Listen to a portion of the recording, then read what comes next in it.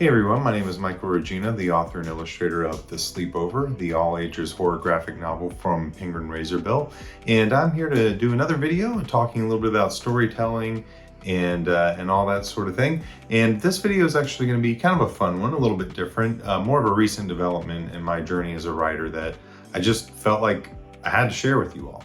What I want to talk about is why you, as a storyteller, writer, author, artist, whatever it is you want to call yourself, need to be running and playing in tabletop role-playing games. So before I dive into the specifics of the games I'm playing and the rationale for it, I want to talk a little bit about my own history with this. So I've been a dad now for 14 years. My oldest is 14 years old. And all throughout my kids' lives, I've looked and strived to find ways for us to sit at a table, make up stories together, and create worlds and just have a good time doing that sort of thing. And I've done lots of different variations of this. We've played games like Telltale, or the Storyteller dice, or even just simply sitting down at a table. I made an entire book with my daughter, Story, called The Dragon Book and Other Stories, which was just a book where we sat down at a table together and I would ask her what would happen, and then I would draw out what was the next thing in the story.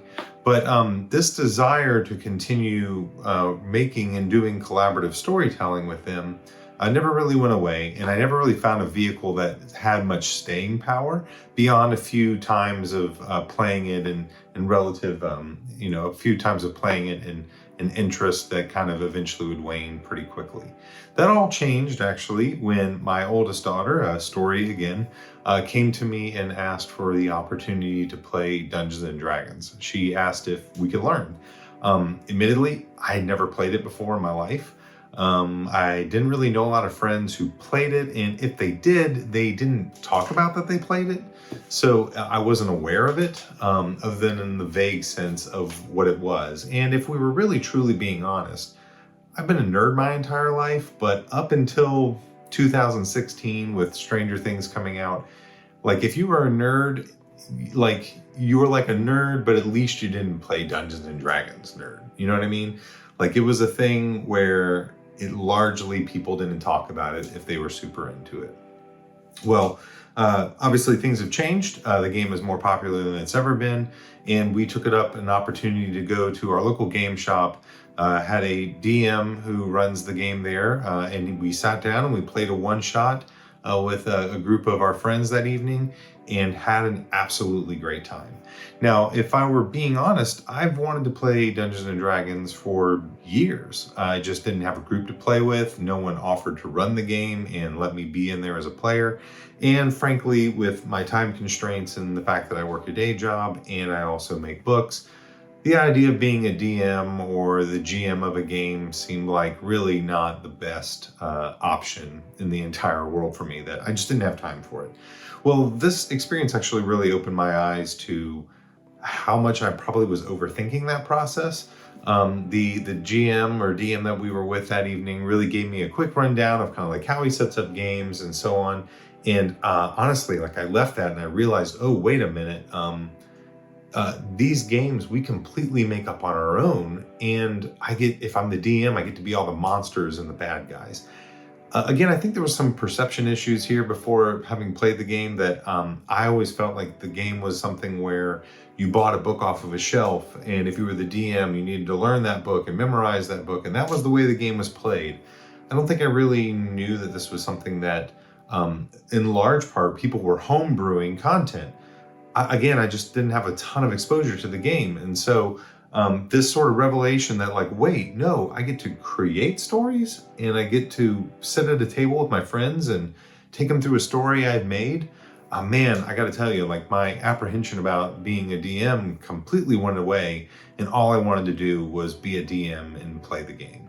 And so that next week, I believe, I started ordering books. I got the basic rules online. We ordered a quick one-shot from the internet and got together again as a group of friends, and I DM'd my first game, and it was great. It was so much fun seeing all those pieces come together. It wasn't a story I'd written. It was a pre-written module, but running that module and trying to tell a story collaboratively as we went, it was the best time I've had gaming in a long time. And it really kicked off what has now become a pretty full-on obsession of mine. I really, really enjoy tabletop role-playing games. And what I wanted to talk about in this video, like I said at the very beginning, is why I believe you as a writer, as an artist, again, whatever you want to classify yourself as, need to not only be playing role-playing games, but attempting to run some of them yourself. And I'm going to give you my reasons why I think you should be doing this. So the first reason, and I think honestly the most important one, is that we all have leisure activities, but Dungeons and Dragons and tabletop role-playing games are a high-level leisure activity for storytellers.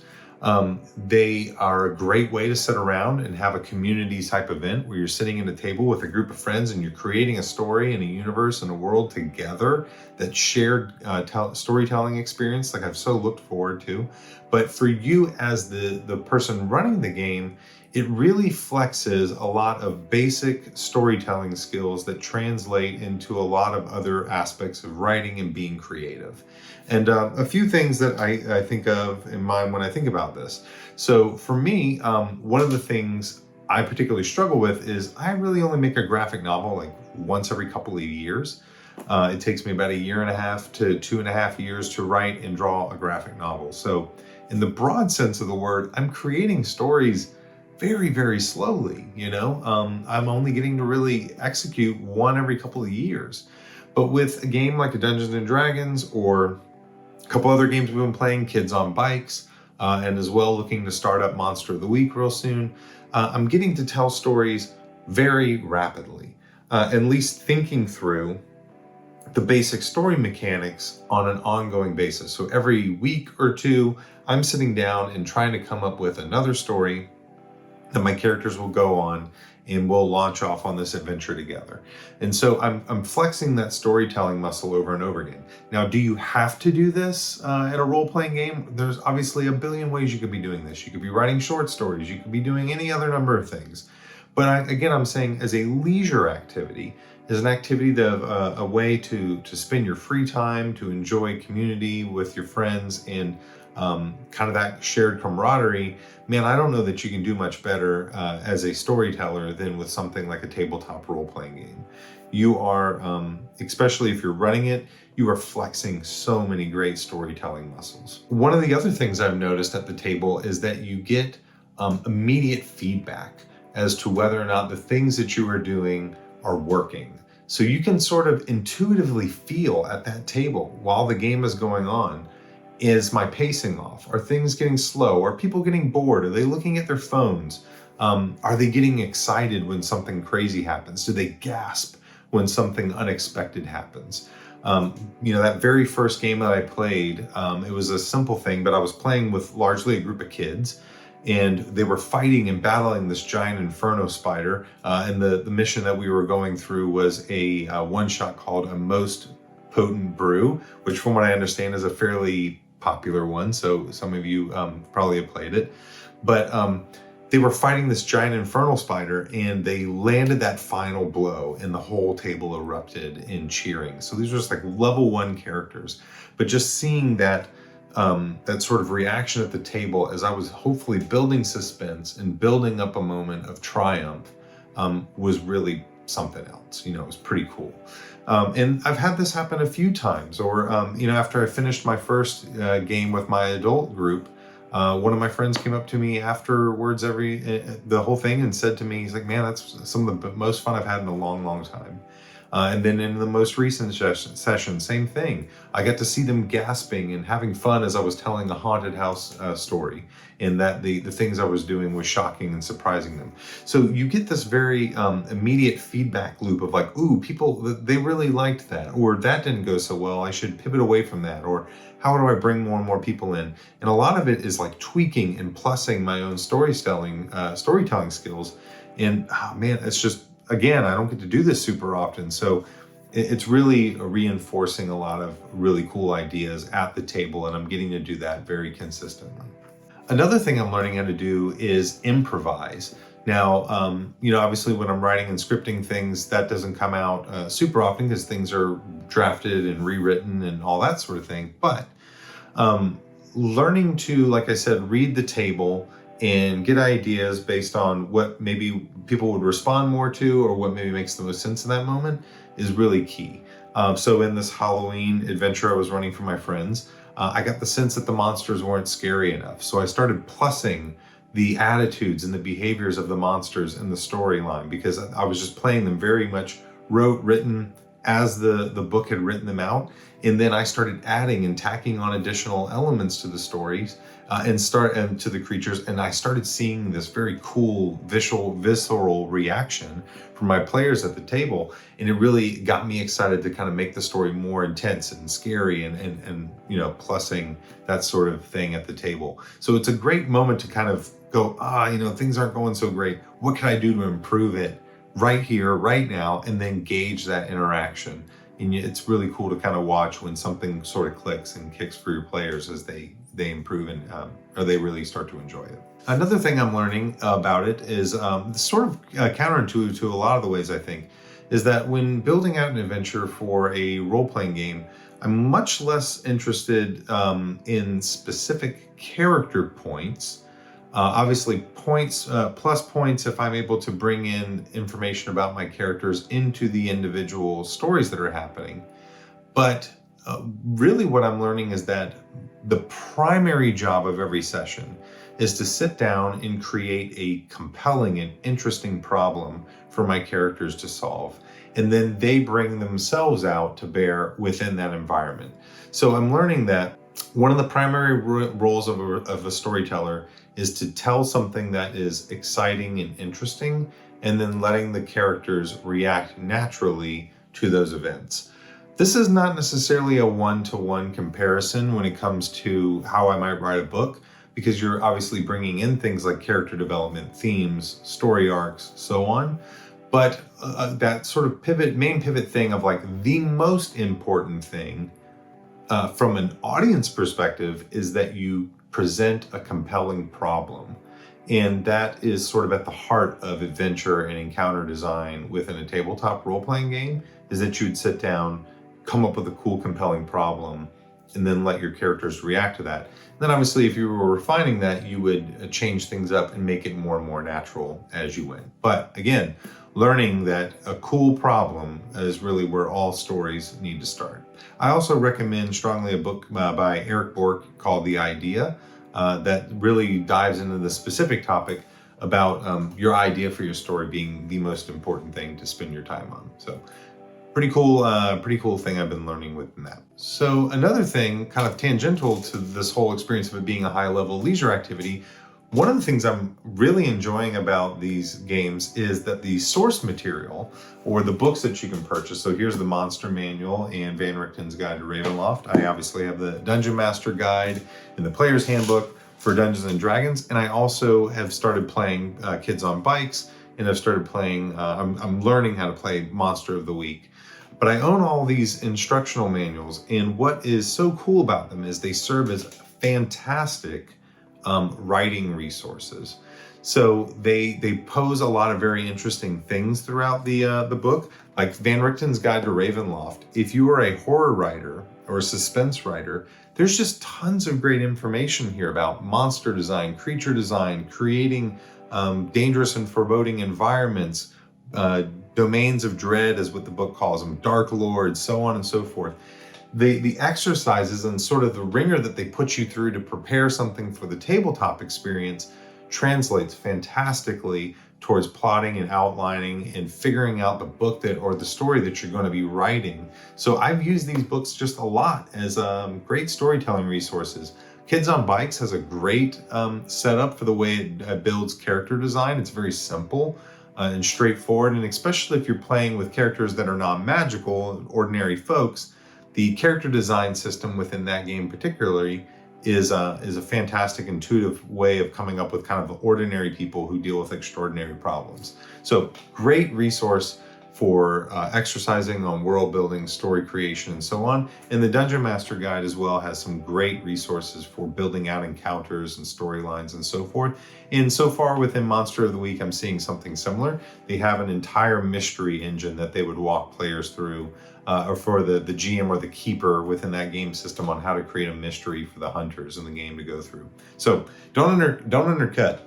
These books are worth your time as a resource for writing, regardless of whether you even play the game. I would recommend you take a look at them. Kind of tangentially to all that, one last thing I would bring up is one of the things I'm learning as I'm playing different RPGs is that trying different ones out opens your mind up to different ways of story creation and storytelling. Dungeons and Dragons has a very interesting sort of DM-centric approach to storytelling, meaning that the DM or the dungeon master, the game master, sits down and is primarily the person responsible for coming up with the idea, the environment, the campaign setting, all these things that the player is going to go on. There's a lot of sort of pressure placed on them. But things like Kids on Bikes has a very sort of top-down process that is actually done collaboratively rather than individually by the DM. And then same thing within Monster of the Week. It's sort of this very in-between process of this very collaborative process that Kids on Bikes lays out and a very DM-centric process that Dungeons and Dragons lays out. It's sort of right there in the middle.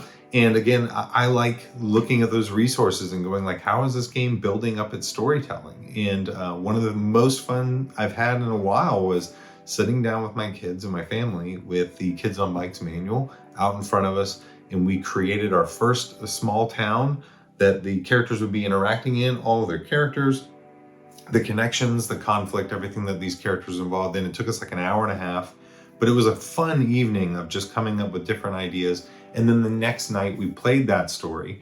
And Kids on Bikes is a little bit different in the sense that you, the DM or the game master, and the players are actually discovering every aspect of the story sort of as you're going. Obviously, the person running the game can really sit down and think those ideas through as well. But within a lot of the ways we've been playing it, we sort of come up with stuff and then sit down immediately and go. So trying out different systems. Dungeons and Dragons may not be the right one for you, but like I love monster stories and I love sort of stories with ordinary people. So Kids on Bikes has been a great game mode where it's sort of like Adamsville or even like The Sleepover as a RPG that's just told with ordinary kids encountering a big problem. And then I'm looking forward to Monster of the Week because that's sort of, like I said, levels it up one more notch, and it deals with characters fighting kind of a regular monster on a normal basis. And yeah, different systems, different ways of thinking based on what the game is. So try one out if Dungeons and Dragons isn't the one for you. So those are the main thoughts I had on why I think if you're a writer or creative person, you should be playing TTRPGs and or running them specifically. I think you'll gain a lot from it. I know I have, and it's been some of the most fun I've had in a long time. I feel like I've finally found that collaborative storytelling engine that I've been looking for with my kids for so long. One of the last things I would say is, I was explaining to my wife why I've been so excited about all this. And obviously, as your kids get older, they kind of grow out of a lot of the things that you used to do when you were young. They were younger, such as, playing with toys or whatever the case might be. But these games have recaptured a sense of play and creativity that I thought I probably had lost with my own kids and with other people. So I've had nothing but a blast with them. I hope maybe you'll give some games a try yourself. I created the graphic novel, The Sleepover. So if you'd like to check out my book, please give it a check, a read. I'll get the words out eventually. And please like and subscribe and share this video if you'd like. And finally, if you do play Dungeons and Dragons and you'd like to play an encounter that I've put together for fun, there's a link in the description below. You can sign up for my email list and it'll take you to a download page where you can download a free haunted mansion adventure that I came up with for Dungeons and Dragons. So love to hear what you think of it if you play it. Obviously, thank you for being here and hearing me ramble about games. I hope it's been fun, and let me know, do you like playing RPGs? What's your experience with them? Do you agree with me? I'd love to hear about some other RPGs that maybe you're playing that you think would be worth looking into, or how you use RPGs to help fuel your own creative process for writing stories and books. So hope you all have a great one. Thanks for hanging out with me for a little bit and talking about this. I will talk to you again soon. Take care.